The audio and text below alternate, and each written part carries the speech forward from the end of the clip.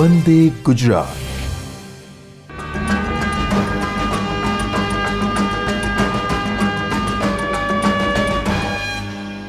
ગુજરાત માધ્યમિક શિક્ષણ બોર્ડ ગાંધીનગર દ્વારા પ્રસારિત શૈક્ષણિક કાર્યક્રમમાં આપ સર્વેનું સ્વાગત છે. આજે આપણે ધોરણ 12 NCERT અભ્યાસક્રમ ચેપ્ટર નંબર 9 ખાદ્ય ઉત્પાદનમાં ઉન્નતીકરણ અને કાર્યનીતિનો અભ્યાસ કરીશું. ખાદ્ય ઉત્પાદનમાં ઉન્નતીકરણ માટેની કાર્યનીતિના ચેપ્ટરના મુદ્દા છે પશુપાલન અને પશુપાલનની અંદર ડેરી વ્યવસ્થાપન, મરઘા ઉછેર, મધમાખી ઉછેર અને મત્સ્ય ઉદ્યોગ. આ ઉપરાંત પ્રાણી સંવર્ધન અને તેમાં જુદી જુદી રીતે પ્રાણી સંવર્ધન યોજવામાં આવે છે. એમાં અંતઃસંવર્ધન, બહિર્સંવર્ધન અને બહિર્સંવર્ધનની 3 રીતો જોવા મળે છે, જેમાં બહિર્સંસ્કરણ, પરસંવર્ધન, આંતરજાતીય સંકરણ જોવા મળે છે. આ સિવાય નિયંત્રિત સંવર્ધન પ્રયોગો પણ યોજવામાં આવે છે, જેમાં કૃત્રિમ વીર્યસેચન અને MOET કાર્યક્રમો દ્વારા પ્રાણીઓનું સંવર્ધન યોજવામાં આવે છે. આ પાઠના બીજા અન્ય મુદ્દાઓમાં આપણે વનસ્પતિ સંવર્ધન વિશે જોઈશું. વનસ્પતિ સંવર્ધન શું છે, તેના તબક્કા, વનસ્પતિ સંવર્ધન કેવી રીતે કરવામાં આવે છે એના તબક્કા, ત્યારબાદ વનસ્પતિ સંવર્ધન થકી મેળવેલ જાતોના ઉદાહરણો, જેમાં ઘઉં, ચોખા, શેરડી, બાજરી, જુવાર, આ બધા પાકો કેવી રીતે મેળવવામાં આવે છે. વનસ્પતિ સંવર્ધન દ્વારા રોગ પ્રતિરોધકતા માટે પણ વનસ્પતિ સંવર્ધન યોજવામાં આવે છે. તેની પદ્ધતિઓ, એમાં પરંપરાગત પદ્ધતિ દ્વારા વનસ્પતિ સંવર્ધન અને તેના ઉદાહરણ. આ ઉપરાંત પરિવર્તિત વનસ્પતિ સંવર્ધન અને તેના ઉદાહરણનો અભ્યાસ આપણે કરીશું. કીટકો સામે પ્રતિરોધકતા માટે વનસ્પતિ સંવર્ધન અને તેના ઉદાહરણો આપણે બીજા ટોપિકમાં અભ્યાસ કરીશું. સુધારેલ ખાદ્ય ગુણવત્તા માટે વનસ્પતિ સંવર્ધન, એને બીજા શબ્દોમાં કહીએ તો બાયોફોર્ટિફિકેશન કરવામાં આવે છે.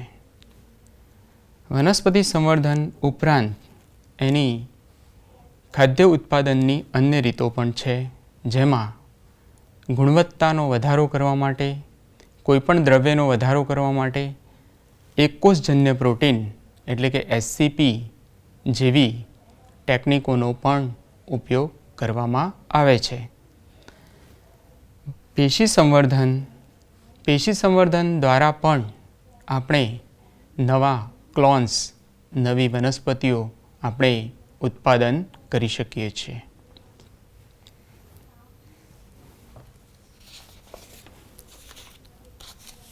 પ્રકરણ 9ની અંદર આપણે પ્રસ્તાવનાની અંદર વિશ્વની વધતી જનસંખ્યાની અત્યારની હાલની આવશ્યકતા, ખાદ્ય ઉત્પાદન કેવી રીતે વધારવું. હવે ખાદ્ય ઉત્પાદન વધારવા માટે અત્યારે જે પદ્ધતિઓ અવેલેબલ છે તેમાં પશુપાલન, વનસ્પતિ સંવર્ધન, ભ્રૂણ તબદીલ તકનીક, પેશી સંવર્ધન થકી આપણે ખાદ્ય ઉત્પાદન વધારી શક્યા છીએ. પશુપાલનમાં આપણે જોઈએ તો સંવર્ધન દ્વારા પશુધન વધારવાની કાર્ય પદ્ધતિ છે. સંવર્ધન એટલે ઉછેર કે જેમાં પશુઓને સારી જાતો મેળવી ઉચ્ચ ઓલાદ આપતી હોય, ઉચ્ચ પ્રજનન ક્ષમતા હોય, વધુ દૂધ ઉત્પાદન આપતી હોય આવી જાતિઓ પસંદ કરી અને એને ઉછેરવામાં આવે છે. પશુધન વચ્ચે પ્રજનન અને ઉછેર પશુપાલનમાં પ્રેરવામાં આવે છે. પશુધન વચ્ચે પ્રજનન મીન્સ કે સંકરણ અને તેનો સારો ઉછેર, એની માવજત કરવામાં આવે છે. પશુપાલનની અંદર કેટલાક સંકળાયેલા ઉદ્યોગો, એમાં પશુ સંવર્ધન, મરઘા ઉછેર, મત્સ્ય ઉછેર, મધમાખી ઉછેર અને રેશમ ઉદ્યોગ છે. આમ પશુપાલન એક ઉદ્યોગ નથી, તેમાં બીજા પણ પેટા અથવા એના બીજા પણ ઉદ્યોગો સંકળાયેલા છે.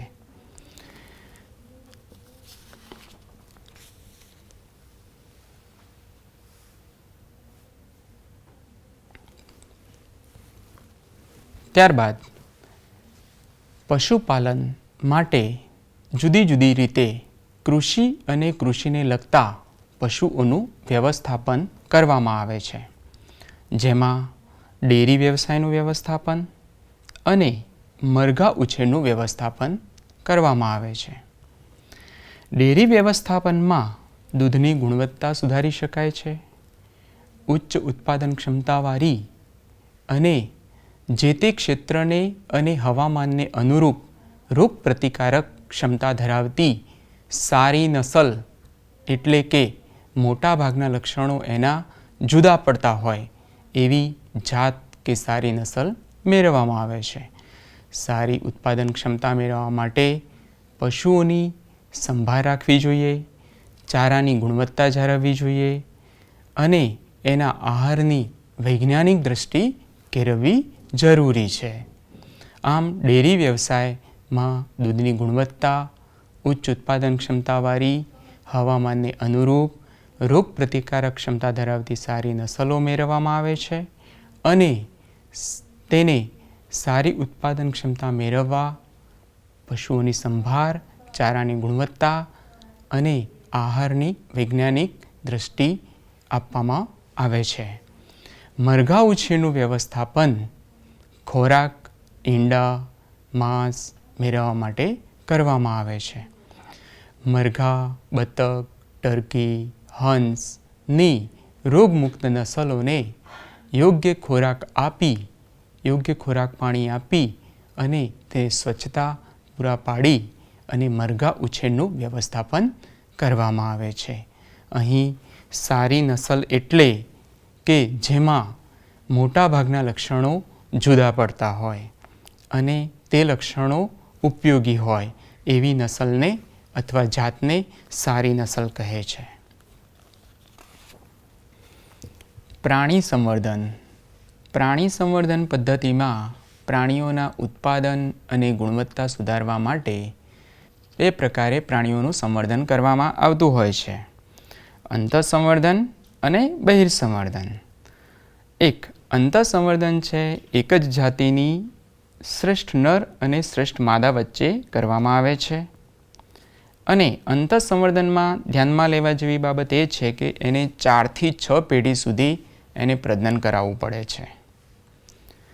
અંતઃસંવર્ધનમાં જે પ્રાપ્ય સંતતિ મળે છે એનું સતત મૂલ્યાંકન કરી અને એ સંતતિઓમાંથી આપણે શ્રેષ્ઠ નર અને શ્રેષ્ઠ માદા ફરી પસંદ કરી અને તેમાંથી પણ શ્રેષ્ઠતમ સંતતિ મેળવવા પ્રયાસ કરાતો હોય છે. અંતઃસંવર્ધનનું આપણે મહત્ત્વ જોઈએ તો અંતઃસંવર્ધિત જાત મેળવવા માટે અંતઃસંવર્ધિત જાતની અંદર એક ખાસ લક્ષણ હોય છે સમયુગ્મતા. સમયુગ્મતા એટલે એકનું એક જે લક્ષણ છે એનો લક્ષણનું જે વધારો આપણે વાત કરીએ કે જે સમયુગ્મી જનીનો દ્વારા જે તે લક્ષણમાં જોવા મળે છે અને સમયુગ્મી જનીનો અને સમયુગ્મી લક્ષણ ધરાવતી જાત શુદ્ધ જાત તરીકે ઓળખવામાં આવે છે. અંતઃસંવર્ધનમાં કેટલીક વખતે વિષમયુગ્મતા એટલે વિષમયુગ્મી જનીનો પણ જોડાવાની સંભાવના રહેતી હોય છે. પણ અંતઃસંવર્ધનની અંદર કેટલીક વખતે અંતઃસંવર્ધન દબાણ અંતઃસંવર્ધન દબાણ સંતતિમાં સર્જાવા પાછળ જો જવાબદાર હોય તો એમાં એકના એક જનીનો વારંવાર જોડાવાના કારણે નિકટતમ અંતઃસંવર્ધનથી અંતઃસંવર્ધન દબાણ પેદા થાય છે અને તેના કારણે સંતતિની ફળદ્રુપતા ઘટતી હોય છે. આવી સંતતિઓની ફળદ્રુપતા ઘટતી અટકાવવા માટે અથવા દૂર કરવા માટે આપણે તે જ જાતના અસંબંધિત જાતનો ઉપયોગ કરી અને ફળદ્રુપતાને પાછી પ્રાપ્ત કરી શકીએ છીએ. આમ આપણે અંતઃસંવર્ધનમાં આપણે જોયું કે એક જ જાતની શ્રેષ્ઠ નર અને શ્રેષ્ઠ માદા વચ્ચે યોજવામાં આવે છે, જેમાં 4 થી 6 પેઢી સુધી કરવામાં આવે છે અને તેમાં સતત સંતતિનું મૂલ્યાંકન કરાય છે. શ્રેષ્ઠ નર શ્રેષ્ઠ માદા સંતતિઓમાંથી પસંદ કરી એને ફરી પ્રજનન કરાવી અને અંતઃસંવર્ધિત જાત મેળવવામાં આવે છે. અંતઃસંવર્ધિત જાતમાં સંયુગ્મતા વધારી શકાય છે. આ ઉપરાંત પ્રચ્છન્ન હાનિકારક એવા ઓછા ઉત્કૃષ્ટ જનીનોને પણ દૂર કરી શકાય છે. અંતઃસંવર્ધનની મર્યાદા એ છે કે નિકટતમ અંતઃસંવર્ધનથી અંતઃસંવર્ધન દબાણ સંતતિની ફળદ્રુપતા ઘટાડે છે, જેને દૂર કરવા આપણે અસંબંધિત જાતનો ઉપયોગ કરી અને ફળદ્રુપતા પાછી મેળવી શકીએ છીએ. પ્રાણી સંવર્ધનની અન્ય બીજી પદ્ધતિ છે બહિર્સંવર્ધન. બહિર્સંવર્ધનમાં અસંબંધિત એટલે કે 4 થી 6 પેઢી સુધીના સમાન પૂર્વજ ન હોવા જોઈએ તેવા પ્રાણીઓ વચ્ચે યોજવામાં આવે છે. અસંબંધિત 4 થી 6 પેઢી સુધીના સમાન પૂર્વજ ન હોય તેવી પ્રાણીઓની જાતિઓ વચ્ચે યોજવામાં આવે છે. બહિર્સંવર્ધન 3 રીતે કરવામાં આવે છે: બહિર્સંસ્કરણ, પરસંવર્ધન, આંતરજાતીય સંસ્કરણ. બહિર્સંસ્કરણમાં એક જ જાતના પ્રાણી વચ્ચે સમાગમ કરાવાય છે, જેમાં પણ 4 થી 6 પેઢી સુધીનો કોઈ પૂર્વજ સામાન્ય ન હોવો જોઈએ. બહિર્સંસ્કરણમાં બહિર્સંકર જાત પેદા થાય છે. દાખલા તરીકે ભારતીય આખલો અને અમેરિકન ગાય વચ્ચે આવું સંકરણ કરાવી સાન્ટા ગર્ટ્રુડિસ નામની ગાય મેળવવામાં આવી હતી.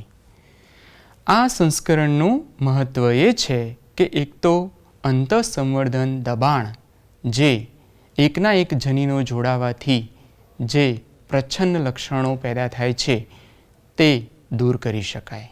બીજું કે દૂધ ઉત્પાદન ઓછું હોય અને માંસ ઉત્પાદન વધારી શકાય, એટલે એક લક્ષણને ઘટાડી બીજા લક્ષણને વધારી પણ શકાય છે.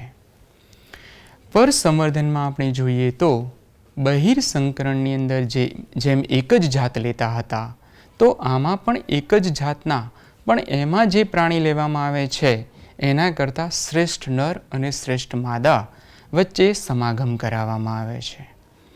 ઇચ્છિત લક્ષણો ધ્યાને લઈ અને સમન્વય કરાતો હોય છે. આમાંથી મળતી જે જાત છે એ નવી સ્થાયી જાત તરીકે ઓળખવામાં આવે છે. આ જાત વર્તમાન જાત કરતાં વધારે શ્રેષ્ઠ હોય છે અને આવું જ એક પરસંવર્ધનનું ઉદાહરણ છે. પંજાબમાં આવું પરસંવર્ધન યોજી હિસારડેલ ઘેટાની જાત જે બિકાનેરી ઘેટી અને મરીના ઘેટા દ્વારા મેળવવામાં આવી હતી. આમ પરસંવર્ધન એ શ્રેષ્ઠ અને શ્રેષ્ઠ નર શ્રેષ્ઠ માદા વચ્ચે સમાગમ કરાવી વર્તમાન જાત કરતાં નવી સ્થાયી શ્રેષ્ઠ જાત મેળવવા માટે કરવામાં આવે છે. આંતરજાતીય સંકરણ બે ભિન્ન ઇચ્છિત લક્ષણો ભેગા કરવા માટે યોજવામાં આવતું હોય છે, જેમાં તદ્દન ભિન્ન જાતિ વચ્ચે સમાગમ કરાવાય છે. જેનું એક ઉદાહરણ આપણે જોઈએ તો નર ગધેડો અને ઘોડી વચ્ચે સમાગમ કરાવવાથી ખચ્ચર નામનું પ્રાણી મળે છે. ખચ્ચર એ ખમતીધર પ્રાણી છે અને પહાડી વિસ્તારોમાં પણ અને ઉપયોગી છે. પશુપાલનની પદ્ધતિઓ પૈકી આપણે પ્રાણી સંવર્ધન વિશે જોયું, જેમાં અંતઃસંવર્ધન અને બહિર્સંવર્ધન, ત્યારબાદ નિયંત્રિત સંવર્ધન પ્રયોગો પણ કરવામાં આવે છે. એક કૃત્રિમ વીર્યસેચન. કૃત્રિમ વીર્યસેચનમાં સામાન્ય સમાગમથી ઉત્પન્ન સમસ્યાઓ નિવારવા માટે કરવામાં આવતું હોય છે. સંવર્ધકો દ્વારા વીર્યને થીજવીને, એટલે કે -196 જેટલા તાપમાને નાઇટ્રોજનયુક્ત વાતાવરણમાં એને રાખીને, વીર્યને રાખીને જ્યાં માદા રાખી હોય તે સ્તરે તેને લઈ જઈ અને માદાના પ્રજનન માર્ગમાં વીર્યને સ્થાનાંતરિત કરવામાં આવતું હોય છે. ત્યારબાદ બીજો પ્રયોગ આપણે જોઈએ તો જેમાં મોઇટ કાર્યક્રમો, જેમાં multiple ovulation embryo transfer technology, જેમાં ગૌપોષુ સુધારણા માટે અથવા આપણે ગાયોની પશુધનની સુધારણા કરવી હોય તો ગાયને FSH જેવા અંતઃસ્ત્રાવોનું ઇન્જેક્શન અથવા સારવાર આપવામાં આવે છે અને જેનાથી ગાયમાં વધુ અંડ સર્જાય છે અને 6 થી 8 કોષો અંડકોષો સર્જાય ત્યારબાદ તેને વીર્યસેચન દ્વારા સમાગમિત કરવામાં આવે છે. ત્યારબાદ અંડકોષ અને વીર્યમાં રહેલા શુક્રકોષ વચ્ચે સમાગમ થવાથી 8 થી 32 કોષીય ફલિત અંડકોષ અથવા ફલિતાણ બને છે, જે ફલિતાણ કે ગર્ભને સરોગેટ માતામાં સ્થળાંતર કરવામાં આવે છે. સરોગેટ મધરને આપણે ભાડૂતી માતા પણ કહીએ છીએ. વધુ દૂધ ઉત્પાદન માટે વધુ દૂધ ઉત્પાદિત કરતી માદા અને ઓછા મેદવાળું માંસ ધરાવતા આખલા વચ્ચે મોઇટ જેવા કાર્યક્રમો યુઝ કરવામાં આવે છે. વધુ દૂધ ઉત્પાદન આપતી માદા અને ઓછા મેદવાળા માંસ ધરાવતા આખલા વચ્ચે મોઇટ કાર્યક્રમ યોજવામાં આવે છે.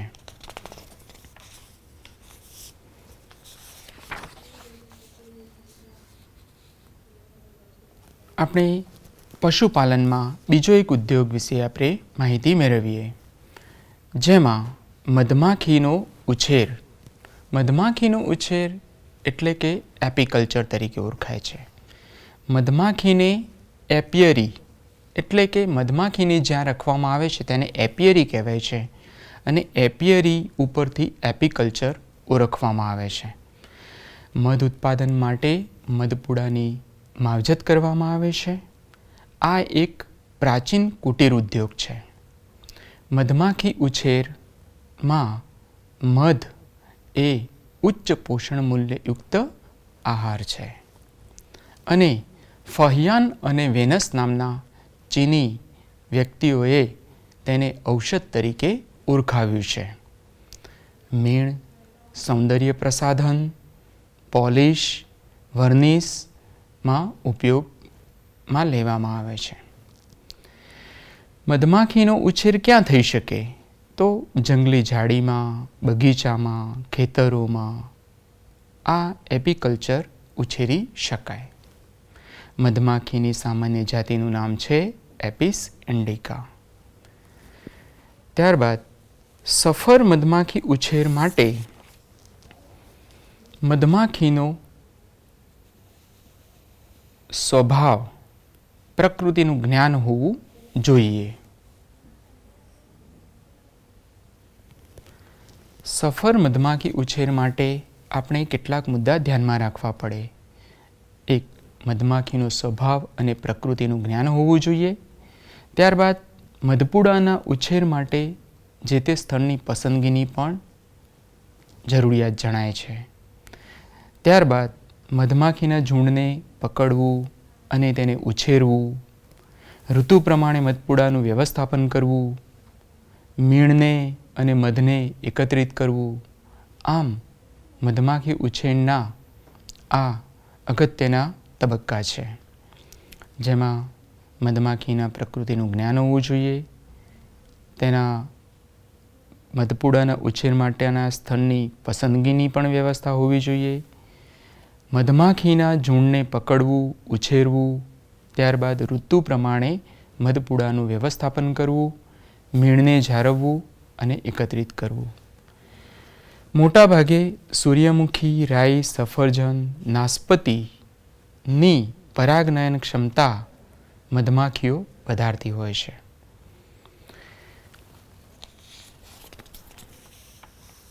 મત્સ્ય ઉદ્યોગ. મત્સ્ય ઉદ્યોગમાં માછલીઓ અને કવચયુક્ત જલીય અપૃષ્ઠવંશી સ્તરકવચીઓને પકડવા અને તેમની પ્રક્રિયા કરવી અને તેને વેચવા સાથે સંબંધિત ઉદ્યોગ છે. તો માછલીઓને કવચયુક્ત જલીય અપૃષ્ઠવંશીને પકડવા અને એના પ્રક્રિયા કરી અને એને વેચવા સાથેનો ઉદ્યોગ છે. ખાદ્ય મત્સ્ય તરીકે આપણે જોઈએ તો મીઠા જળમાં રહેતી કટલા, રૂહુ અને મૃગલ એ ખાદ્ય મીઠા જળની માછલીઓ છે. દરિયાઈ ખાદ્ય માછલીઓમાં હિલ્સા, સાર્ડિન, મેક્રેરેલ અને પોમ્ફ્રેટનો સમાવેશ થાય છે. દરિયાઈ વિસ્તારની નજીક રહેતા લોકોની આજીવિકા મત્સ્ય ઉદ્યોગ છે. મત્સ્ય ઉત્પાદન વધારવાની તકનીકીઓમાં જળ સંવર્ધન પદ્ધતિ, એક્વાકલ્ચર અને મત્સ્ય સંવર્ધન પદ્ધતિનો ઉપયોગ કરવામાં આવે છે. ઉપરયુક્ત તકનીકો મીન્સ કે જળ સંવર્ધન અને મત્સ્ય સંવર્ધન તકનીકી થકી સારી આવક થઈ છે, જેને આપણે નીલ ક્રાંતિ તરીકે ઓળખીએ છીએ. દુનિયાનું 90% મત્સ્ય દરિયામાંથી મળે છે. 500 મિલિયન લોકો આ મત્સ્ય ઉદ્યોગ સાથે સંકળાયેલા છે.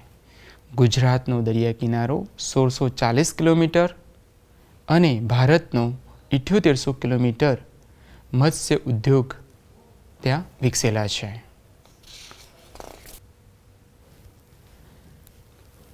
ખાદ્ય ઉત્પાદનમાં ઉન્નતીકરણ માટેની કાર્યનીતિમાં આપણે જેમ કે પશુપાલનમાં ડેરી વ્યવસ્થાપન, મરઘા વ્યવસ્થાપન, મધમાખી ઉછેર, મત્સ્ય ઉદ્યોગ, તે ઉપરાંત પ્રાણી સંવર્ધન, તેની પદ્ધતિઓ અંતઃસંવર્ધન, બહિર્સંવર્ધન, બહિર્સંવર્ધનમાં બહિર્સંસ્કરણ, પરસંવર્ધન, આંતરજાતીય સંકરણ અને નિયંત્રિત સંવર્ધન પ્રયોગો, જેમાં કૃત્રિમ વીર્યસેચન અને મોઇટ જેવા કાર્યક્રમોની માહિતી મેળવી. હવે આપણો બીજો ટોપિક છે વનસ્પતિમાં સંવર્ધન, એટલે કે ખાદ્ય ઉત્પાદન મેળવવા માટે આપણે વનસ્પતિ સંવર્ધન પણ યોજવામાં આવે છે.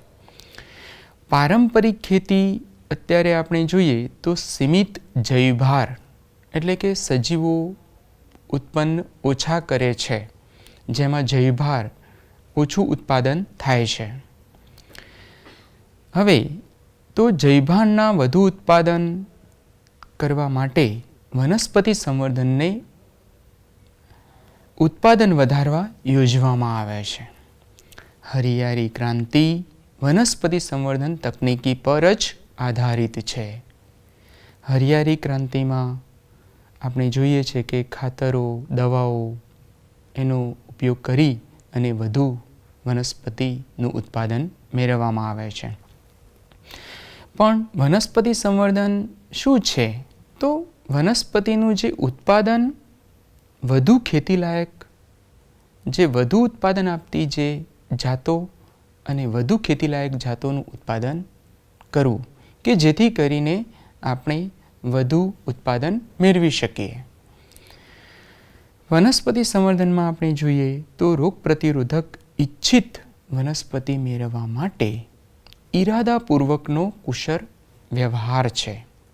વનસ્પતિ સંવર્ધન રોગ પ્રતિરોધક ઇચ્છિત વનસ્પતિ મેળવવા માટેનો ઇચ્છિત ઈરાદાપૂર્વકનો કુશળ વ્યવહાર ગણવામાં આવે છે, જેમાં 9 થી 11,000 વર્ષોથી આ વનસ્પતિ સંવર્ધનો યોજાય છે.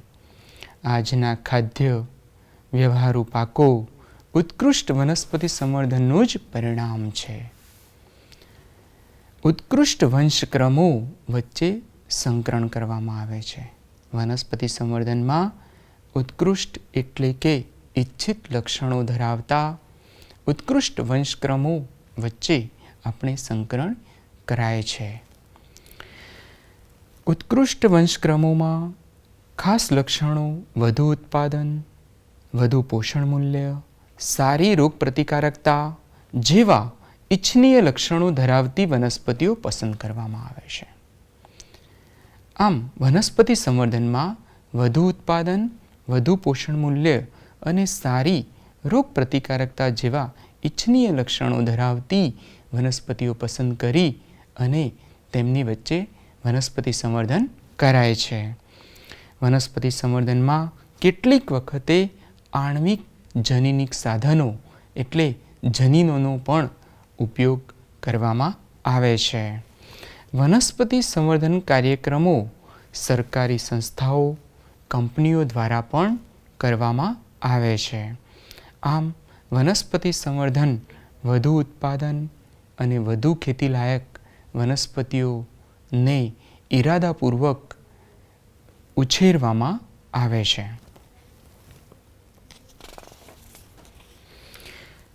વનસ્પતિ સંવર્ધન દ્વારા જનીનિક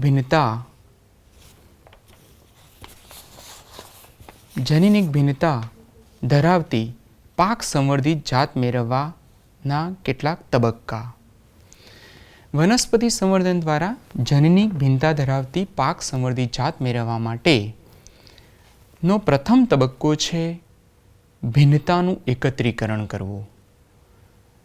ભિન્નતા આપણે પ્રકૃતિમાં પ્રાકૃતિક જનીન એટલે જંગલી જાતમાંથી મળતા કુદરતી જનીનની અસરકારકતા માટે જનીનિક ભિન્નતા ધરાવતી જંગલી જાતિ, પ્રજાતિ, સંવર્ધિત જાતિના જનનરસ કે બીજ એકત્ર કરી અથવા એને મૂલ્યાંકન કરી સંગ્રહ કરી પરીક્ષણ કરાય છે. તો પ્રથમ વનસ્પતિ સંવર્ધનમાં જનીનિક ભિન્નતા ધરાવતા પાક મેળવવા માટે ભિન્નતા એકત્રીકરણ કરવામાં આવે છે, જેમાં પ્રાકૃતિક જનીનની અસરકારકતા માટે જનીનિક ભિન્નતા ધરાવતી જંગલી જાતિ, પ્રજાતિ, સંવર્ધિત જાતિના જનનરસ બીજને મૂલ્યાંકન કરી અને સંગ્રહ અને પરીક્ષણ કરાય છે.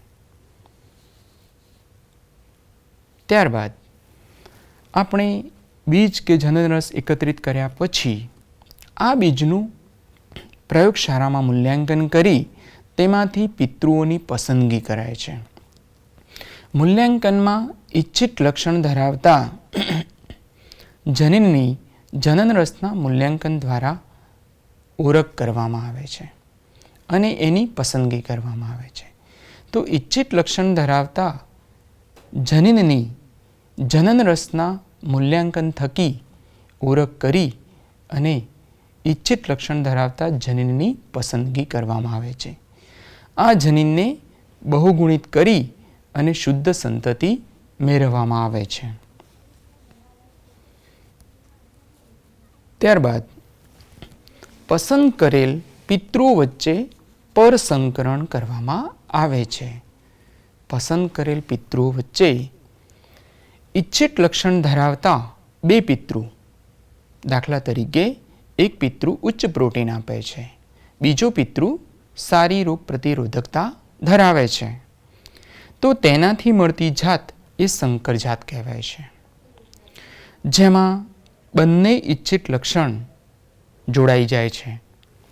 ઇચ્છિત લક્ષણ ધરાવતી નરની પરાગરજ ને માદા છોડના પરાગાસન પર સ્થાપિત કરાય છે.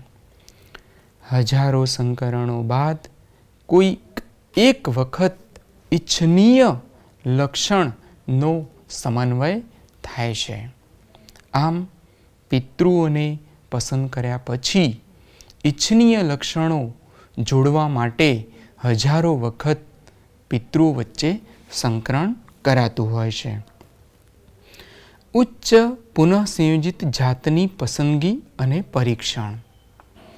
ઉચ્ચ પુનઃસંયોજિત જાતની પસંદગી અને પરીક્ષણ આમાં જોઈએ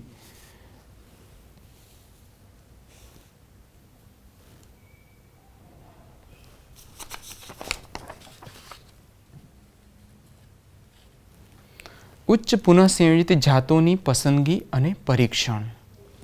સંકરણથી સર્જાયેલ સંતતિઓનું વૈજ્ઞાનિક ઢબે મૂલ્યાંકન કરી અને ઇચ્છિત લક્ષણો ધરાવતી શ્રેષ્ઠ પિતૃઓને સ્વપરાગનયન માટે પસંદ કરાય છે. તો આપણે જે ત્રીજા મુદ્દામાં વાત કરી કે પિતૃઓમાંથી જે સંતતિ મળી આપણને, તે સંતતિને ફરીથી વૈજ્ઞાનિક ઢબે મૂલ્યાંકન કરી અને ઇચ્છિત લક્ષણો ધરાવતી શ્રેષ્ઠ પિતૃઓની જાતિઓ વચ્ચે ફરીથી સ્વપરાગનયન કરવામાં આવે છે. ત્યારબાદ નવી જાતિ જે આપણને જે સ્વપરાગનયનથી આપણને જે નવી જાતિ મળે છે એનું પુનઃ પરીક્ષણ, મુક્તિ અને બજારમાં વ્યાપારીકરણ માટે મૂકવામાં આવે છે. નવી જાતની ગુણવત્તા, રોગ પ્રતિરોધકતાનું મૂલ્યાંકન કરી સંશોધન ક્ષેત્રો, ખેડૂતોના ખેતરો, પાક ઉછેરી શકાય તેવા આબોહવાકીય પ્રદેશોમાં ઉછેર કરવામાં આવે છે અને સ્થાનિક પાક સાથે એની તુલના કરાય છે. નવી જાતિની જે ગુણવત્તા, રોગ પ્રતિરોધકતાનું મૂલ્યાંકન કરી જુદા જુદા સંશોધન ક્ષેત્રો, ખેડૂતોના ખેતરો, પાક ઉછેરી શકાય તેવા આબોહવાકીય પ્રદેશોમાં ઉછેર કરી અને સ્થાનિક પાક સાથે એની તુલના કરવામાં આવે છે. આમ વનસ્પતિ સંવર્ધનમાં ભિન્નતા એકત્રીકરણ કર્યા બાદ એમાં બીજ કે જનનરસ એકઠા કર્યા પછી એનું મૂલ્યાંકન, પસંદગી, મૂલ્યાંકન ઇચ્છિત લક્ષણ ધરાવતી જાતિના જનીનનું મૂલ્યાંકન કરી એની ઓળખ, પસંદગી કરી તેને બહુગુણિત કરી શુદ્ધ સંતતિ મેળવી. આ શુદ્ધ સંતતિમાં દાખલા તરીકે એક પિતૃ પ્રોટીન ધરાવે છે, બીજો રોગ પ્રતિકારકતા ધરાવે છે. આ બંને લક્ષણો એ ઇચ્છિત લક્ષણ ધરાવતી નવી સંતતિમાં સમન્વય થાય છે. તો ઉચ્ચ સંયોજિત જાતની પસંદગી અને પરીક્ષણ કરવામાં આવે છે. સર્જાયેલ સંતતિમાં મૂલ્યાંકન કરી અને ઇચ્છિત સંતતિઓમાંથી પાછા ઇચ્છિત શ્રેષ્ઠ પિતૃઓ પસંદ કરી અને સ્વપરાગનયન કરી અને નવી જાતિ મેળવવામાં આવે છે. નવી જાતિ જે મળે છે તે એને પરીક્ષણ કરી એની ગુણવત્તા, રોગ પ્રતિકારકતાનું મૂલ્યાંકન કરી અને જુદા જુદા સંશોધન ક્ષેત્રોમાં, ખેતરોમાં, પાક ઉછેરી શકાય તેવા આબોહવાકીય પ્રદેશોમાં અને તેને ઉછેર કરવામાં આવે છે અને સ્થાનિક પાકો સાથેની તુલના કરાય છે. આમ વનસ્પતિ સંવર્ધન, પાક સંવર્ધિત જાત મેળવવા માટે આપણે આ તબક્કાની ચર્ચા કરી.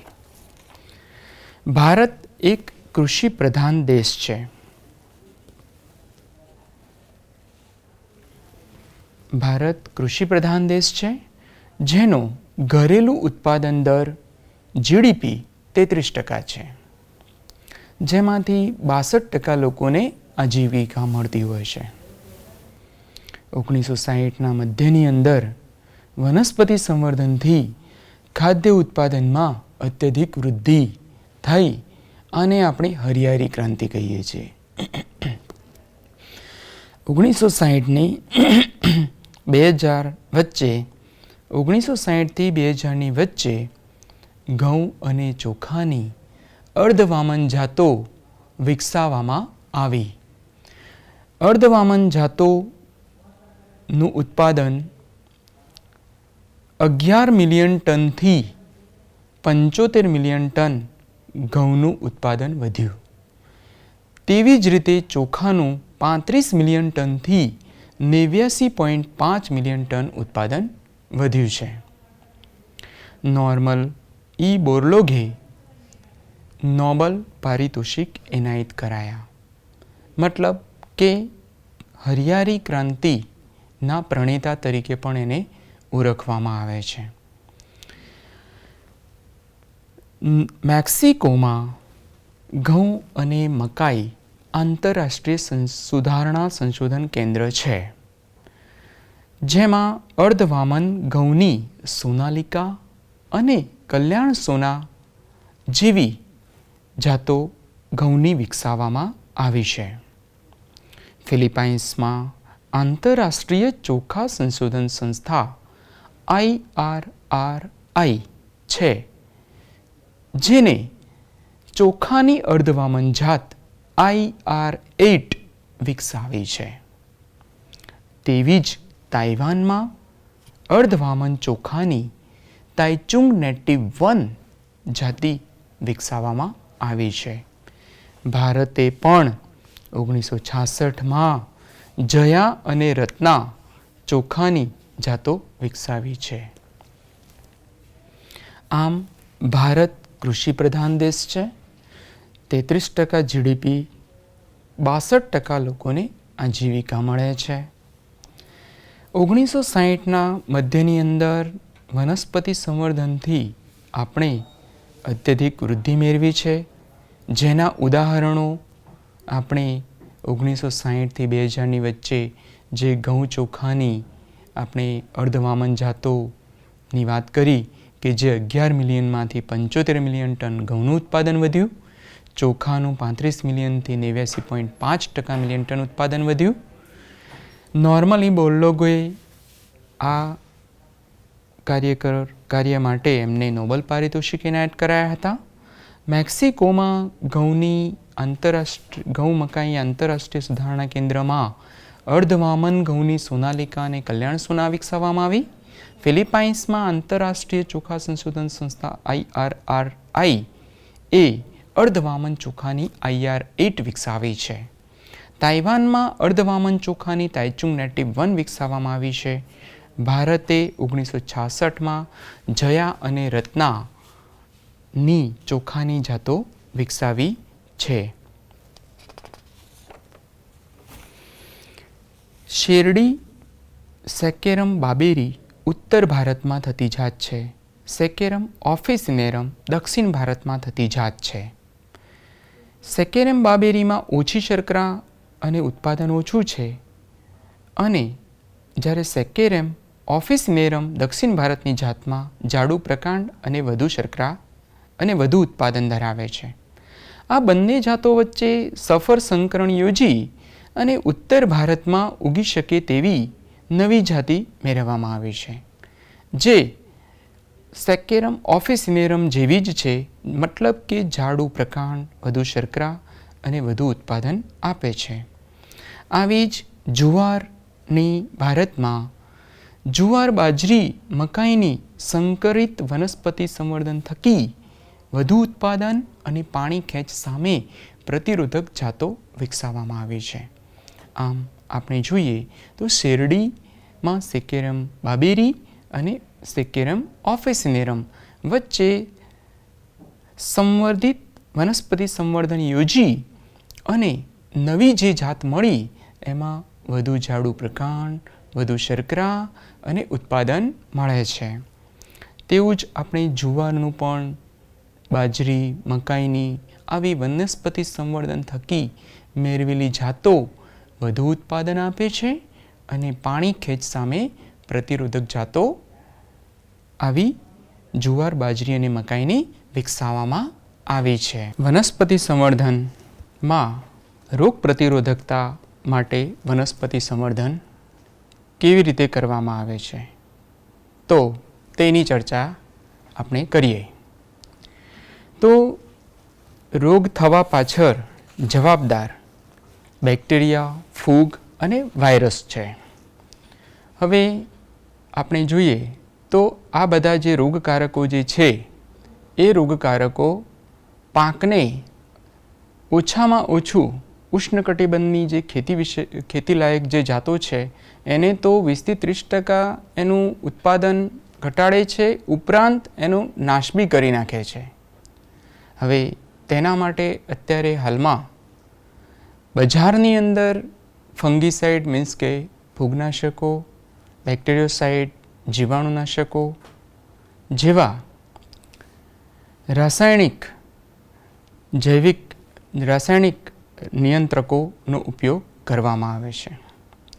હવે આશ્રિતો એટલે કે ફૂગનાશકો અને જીવાણુનાશકો આશ્રિતો એટલે કે બેક્ટેરિયા અને ફૂગને ઘટાડે છે, એટલે કે એનો ચેપ ઓછો કરે છે. તો ફૂગનાશક, જીવાણુનાશક જે દવાઓ છે એ ફૂગ અને બેક્ટેરિયા જેવા આશ્રિત જે યજમાન વનસ્પતિ ઉપર રહે છે એને ઘટાડે છે અને વનસ્પતિને રોગ પ્રતિકારકતા પૂરી પાડે છે. યજમાન વનસ્પતિમાં રોગ થવાથી માંડીને અટકાવવા સુધીની પ્રતિકારક ક્ષમતા રહેલી જ હોય છે. હવે પ્રતિકારક ક્ષમતાના જો જનીનને સંવર્ધિત કરવામાં આવે એટલે કે યજમાન વનસ્પતિમાં રોગ થવાની કે અટકાવવાની પ્રતિકારક ક્ષમતા જે છે તે એના પ્રતિકારક જનીનને આભારી છે. અને આ પ્રતિકારક જનીનને આપણે જો સંવર્ધિત કરીએ અને તો રોગ પ્રતિકારકતા આપણે વનસ્પતિમાં લાવી શકીએ. રોગ પ્રતિકારકતા માટે વનસ્પતિ સંવર્ધનનો અભ્યાસ કરતા પહેલાં આપણે કેટલાક રોગકારકોનો પ્રસાર જાણી લેવો જરૂરી છે કે કઈ વનસ્પતિમાં કયો રોગકારક કેવા લક્ષણો કે કયો રોગ પેદા કરે છે. તો ફૂગનો પ્રસાર એ ઘઉંમાં ભૂરા રંગનો ઘેરું પેદા કરે છે. એ જ રીતે શેરડીની અંદર ફૂગનો પ્રસાર થાય તો લાલ સડો પેદા થાય છે. બટાટા જેવી વનસ્પતિમાં પાછોતરો સડો આવે છે. તો આ બધા ફૂગ દ્વારા થતા ઘેરું સડો છે. બેક્ટેરિયાનો પ્રસાર ક્રુસિફર વનસ્પતિમાં કારું ઘેરું પેદા કરે છે. ક્રુસિફરમાં આપણે રાઈ જેવી વનસ્પતિઓમાં એક કારા રંગનું ઘેરું આવે છે. મોટાભાગે ઘેરું રોગ પક્સિનિયા જેવી ફૂગોથી થતો હોય છે. વિષાણુનો પ્રસાર તમાકુ અને સલગમમાં કિરમીર રોગ પેદા કરે છે. કિરમીર રોગમાં પર્ણો સંકુચિત થઈ જાય છે, વિસર્પીયતા જોવા મળે છે. તો સલગમ એટલે કે બીટ જેવી વનસ્પતિઓમાં આવા કિરમીર રોગો તમાકુમાં TMV જેવા વાયરસથી થાય છે. તો આ આપણે રોગ પ્રતિરોધકતા માટે વનસ્પતિ સંવર્ધનના કોનાથી આ રોગ થાય છે તે અને તેનાથી કેટલું નુકસાન થાય છે તે બાબત, ત્યાર પછી આશ્રિતોને અટકાવવા માટે શાનો ઉપયોગ કરાય છે અને આશ્રિતોને અટકાવવા માટેની બીજી રીત એટલે પ્રતિકાર ક્ષમતા ધરાવતા જનીનને સંવર્ધન કરી અને રોગકારકનો પ્રસાર અટકાવી શકાય છે. તો આપણે રોગકારકોના પ્રસારોની આપણે જાણકારી મેળવી. ત્યારબાદ રોગ પ્રતિરોધકતા માટે વનસ્પતિ સંવર્ધનની પદ્ધતિઓની ચર્ચા કરીએ અથવા પ્રતિરોધક જાતો મેળવવા માટેની પદ્ધતિઓ. આપણા મુદ્દાનું નામ છે રોગ પ્રતિકારકતા માટેની વનસ્પતિ સંવર્ધનની પદ્ધતિઓ અથવા પ્રતિરોધક જાતો મેળવવા માટેની પદ્ધતિઓ. પ્રતિરોધક જાતો જો મેળવવી હોય તો તેમાં રોગ પ્રતિરોધકતા અને વધુ ઉત્પાદન આપતી જાતો મેળવવી પડે અને આ રોગ પ્રતિરોધકતા માટેની વનસ્પતિ સંવર્ધનની જે પદ્ધતિઓમાં મુખ્યત્વે 2 પદ્ધતિઓ ઉપયોગમાં લેવાય છે. એક પરંપરાગત વનસ્પતિ સંવર્ધન તકનીક, બીજું વિદ્યાર્થી મિત્રો વિકૃત કે પરિવર્તિત અથવા ઉત્પરિવર્તન વનસ્પતિ સંવર્ધન પદ્ધતિ. પરંપરાગત અને વિકૃત કે ઉત્પરિવર્તિત વનસ્પતિ સંવર્ધન પદ્ધતિ. આપણે રોગ પ્રતિરોધકતા લાવવા માટે વનસ્પતિ સંવર્ધનની પ્રથમ પદ્ધતિ પરંપરાગત વનસ્પતિ સંવર્ધન પદ્ધતિના આપણે તબક્કાની ચર્ચા કરીએ. તો પરંપરાગત વનસ્પતિ સંવર્ધનમાં મોટા ભાગે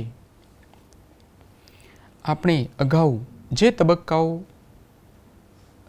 ઉત્પાદન માટે જે જોયા હતા તેવા જ તબક્કાઓ અહીં ધ્યાનમાં લેવામાં આવે છે.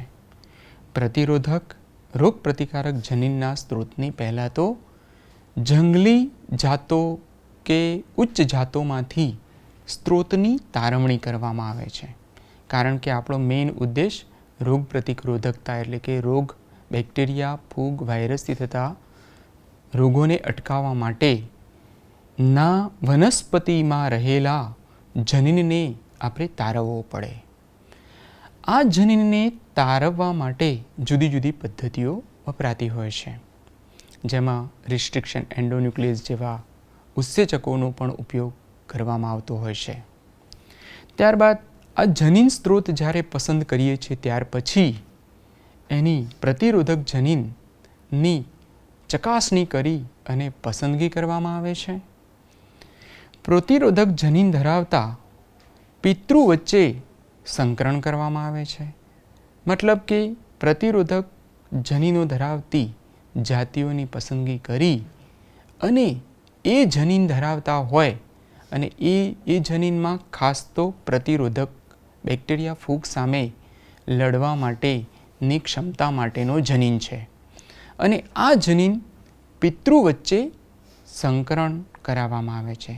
પ્રતિરોધક જનીનો ધરાવતા પિતૃઓ સંકરણ કરાવવામાં આવે છે અને નવી જાત અથવા સંકર જાત મેળવવામાં આવે છે. આ સંકર જાતો પૈકીની કેટલીક સારી ઉચ્ચ ગુણવત્તાવાળી પ્રતિરોધક જાતની પસંદગી કરવામાં આવે છે. હવે નવી જે સંકર જાત મળે છે એનું મૂલ્યાંકન કરવામાં આવતું હોય છે. મૂલ્યાંકન કે ખરેખર એના લક્ષણો એમાં આવ્યા છે કે નહીં એ બાબતો ચકાસવા માટે એ જનીન આવ્યા છે, એ જનીનનું લક્ષણ પ્રદર્શિત થયું છે એ બાબત જાણવા માટે આપણે મૂલ્યાંકન કરવું પડે. ત્યાર પછી નવી જાતનું પરીક્ષણ એટલે એનું ટેસ્ટિંગ કરાતું હોય છે અને તેની યોગ્યતાની ચકાસણી કરવામાં આવતી હોય છે. નવી જાત જે પરીક્ષણ કર્યા પછી એનું વેચાણ માટે એનું એ પ્રતિરોધક જાતની મુક્તિ અથવા બજારમાં એનું વેચાણ કરવામાં આવે છે. વેચાણ કરતાં પહેલાં એની અંદર રહેલા ઇન્ટ્રીગન્ટ્સ મીન્સ કે એમાં રહેલા દ્રવ્યો અથવા તો એની જે ચકાસણી કર્યા પછી એની વેચાણ માટેનું મૂકવામાં આવતી હોય છે બજારમાં. હવે પરંપરાગત વનસ્પતિ સંવર્ધન જે તકનીક છે એમાં જનીન તારવણી, પસંદગી, જનીનની પસંદગી, ત્યાર પછી પિતૃ વચ્ચે સંકરણ કરાવ્યા પછી સંકરજાતની પસંદગી કરવી અને સંકરજાતની પસંદગી કર્યા પછી એ જે સંકરજાત કે નવી જાત છે એનું મૂલ્યાંકન કરી, પરીક્ષણ કરી અને એની મુક્ત વેચાણ માટે એને બજારમાં મુકાતી હોય છે. હવે પરંપરાગત વનસ્પતિ સંવર્ધન તકનીકની જો મર્યાદા જોઈએ તો એમાં જંગલી ભિન્ન જાતના જનીનોની સંખ્યા ઓછી છે. એટલે કે આપણે જે ઈચ્છિત જનીન જે રોગ પ્રતિકારક જનીન છે એ મોટા ભાગે આપણને જંગલી જાતોમાંથી આપણને પ્રાપ્ત થતો હોય છે અને એ જંગલી જાતોના જે જનીનો જે છે એ ઓછી સંખ્યામાં પ્રાપ્ત થાય છે. એથી કરીને પરંપરાગત વનસ્પતિ સંવર્ધનની તકનીક એ થોડીક નીરસ બને છે. અત્યારે આપણે જોઈએ તો ઘઉંની એક હિમગીરી નામની જાત જે પર્ણની જે કિનારીનો જે ઘેરું થાય છે, એટલે કિનારીમાં જે ફૂગનો ચેપ લાગે છે એ સામે પ્રતિરોધક છે. તો હિમગીરી એ ઘઉંમાં પર્ણની કિનારીનું ઘેરું અટકાવે છે. પરિવર્તિત ઉત્પરિવર્તિત વનસ્પતિ સંવર્ધન, વિકૃત કે પરિવર્તિત ઉત્પરિવર્તિત વનસ્પતિ સંવર્ધન. હવે જે આપણે આગળ નોંધ્યું કે પરંપરાગત વનસ્પતિ સંવર્ધનની ઓછી જનીન સ્ત્રોત પ્રાપ્તિની મર્યાદા જે છે એ મર્યાદાને કારણે વિકૃત કે પરિવર્તિત ઉત્પરિવર્તિત સંવર્ધનની જરૂરિયાત જણાઈ હતી.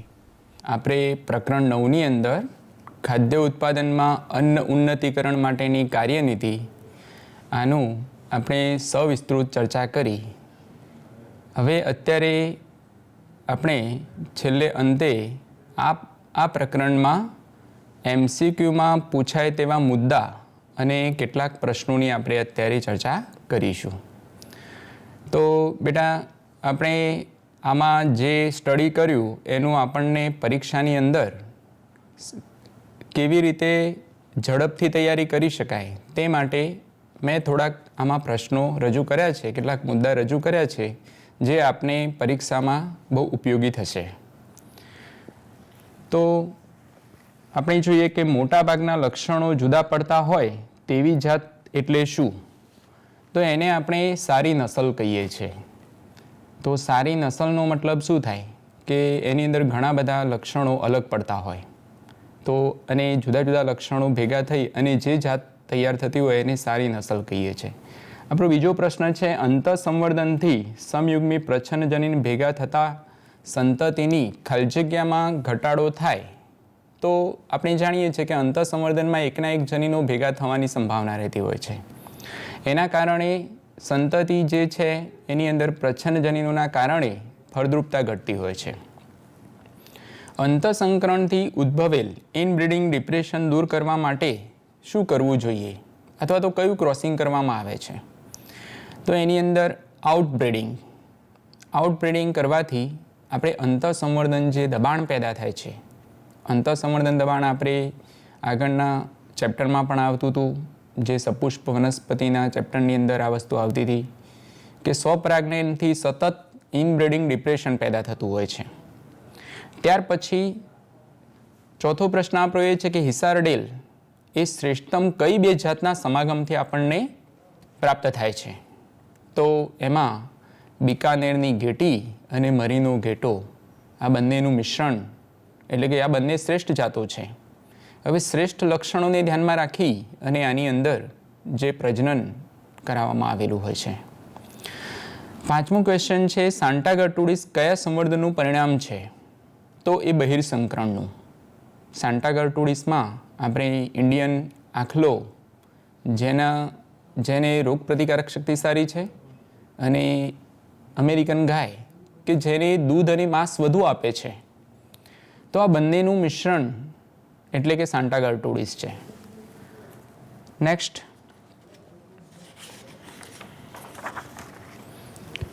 આપણો છઠ્ઠો ક્વેશ્ચન છે, તો સામાન્ય સમાગમથી ઉત્પન્ન સમસ્યાઓ નિવારવા માટે સંવર્ધકો દ્વારા ઉપયોગમાં લેવાતી સામાન્ય પદ્ધતિ કઈ છે? તો સામાન્ય સમાગમની અંદર વળી એમાં કઈ સમસ્યા હોય? તો એમાં કેટલીક વખતે માદા છે એ દૂર હોય અને એવા સમયે કૃત્રિમ વીર્યસેચન કરવામાં આવતું હોય છે. તો આર્ટિફિશિયલ ઇન્સિમેશન પણ કહેવામાં આવે છે આને, જે માનવ પ્રજનન તંત્રના ચેપ્ટરમાં પણ આ વસ્તુ આવે છે. ગૌ પશુ સુધારણા કાર્યક્રમની અંદર આપણે FSHની સારવાર આપી 6 થી 8 અંડકોષોને વિસર્જનથી સમાગમિત કરી અને 8 થી 32 કોષીય ગર્ભને સરોગેટ મધરમાં સ્થળાંતર કરવાની ટેકનોલોજીને શું કહેવામાં આવે છે? તો વિદ્યાર્થી મિત્રો એને મલ્ટિપલ ઓવ્યુલેશન એમ્બ્રિયો ટેકનિક. એટલે કે આમાં આપણે જાણીએ છીએ કે 6 થી 8 અંડકોષો એટલે કે એક સાથે વધારે અંડકોષો પેદા કરવામાં આવે છે, એટલા માટે એને મલ્ટિપલ ઓવ્યુલેશન એમ્બ્રિયો ટેકનિક કહેવામાં આવે છે. આપણો આઠમો ક્વેશ્ચન છે, પ્રાચીન કુટીર ઉદ્યોગ તરીકે કોણ ઓળખાય છે અથવા કયો ઉદ્યોગ ઓળખાય છે? તો મધમાખી ઉછેર, એપીકલ્ચર. વેનસ અને ફાહિયાન નામના વૈજ્ઞાનિક જે ચીનના મુસાફરો હતા, એમને તો મધ એક ઔષધ તરીકે લેવામાં આવે છે એવી વાત કરી હતી. વિદ્યાર્થી મિત્રો, આપણે ખાદ્ય ઉત્પાદન અન્ન ઉન્નતીકરણના ચેપ્ટરમાં પશુપાલન વિશે જોયું, પ્રાણી સંવર્ધન વિશે જોયું અને વનસ્પતિ સંવર્ધન શું છે, તેના તબક્કા, વનસ્પતિ સંવર્ધન થકી મેળવેલ જાતો એ આપણે આગળના મુદ્દામાં જોઈશું, ચર્ચા કરીશું. Thank you. આભાર.